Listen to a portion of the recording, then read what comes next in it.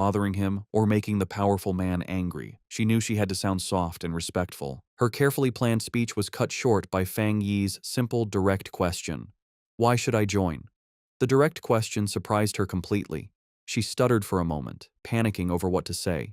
She quickly saw that empty, nice words would be useless against someone so smart. The truth was her only choice. Pulling herself together, she explained what the association was for. She told him that the Xia Nation wanted to gather and unite all the early pioneers, to guide them on an organized path, and also give them extra protection. She knew that growth was messy right now, and that an association might feel like a cage to a free spirit like him. But she asked him to look at the bigger picture. A great return of spiritual energy was coming, and they would all need to stand together to face the unknown enemies of the future. After listening to her passionate speech, Fang Yi leaned casually against a tree, looking tired and uninterested. He told her plainly that he was not willing to join. He explained that, for now, he still couldn't bring himself to fully trust her or the association she represented. Su Qingying was left completely stunned and speechless by his direct refusal, her eyes wide with shock. Facing his refusal, Su Qingying grew desperate. She quickly pulled out her identification card from her jacket.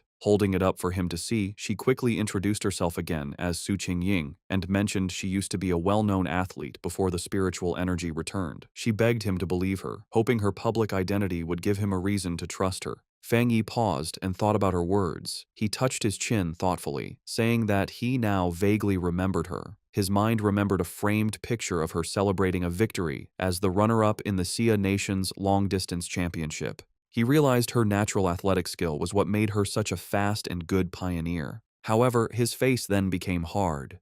A dark memory from his previous life came to mind, showing a vision of a ruined city.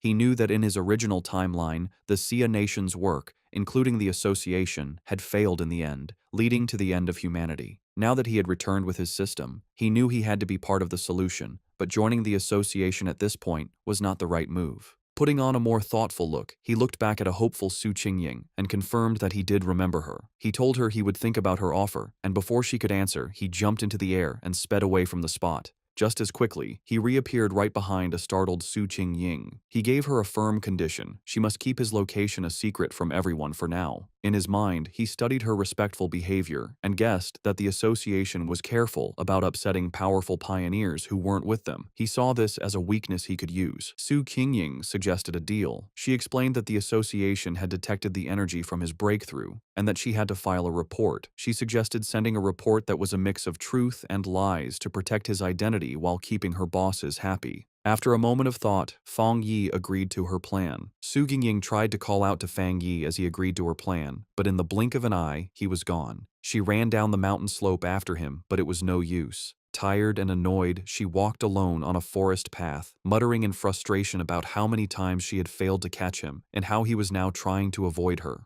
She sighed, complaining about the tiring work of erasing the powerful energy signs he left behind after every incident. Her thoughts were cut short by a voice in her earpiece, telling her to stop worrying about the hard-to-find pioneer and remember the mission she was on. The voice seriously told her that the strange creatures had appeared again. Su Qingying froze, her eyes wide with shock as she asked if they were really back. A scary memory flooded her mind, showing her surrounded by a crowd of terrifying wolf-like creatures with bloody mouths and glowing red eyes. She thought to herself that she would never forget those strange, bloody beasts. The story explained what they were. Cold, evil, and bloodthirsty monsters, born from the pollution zones made by the spiritual energies return.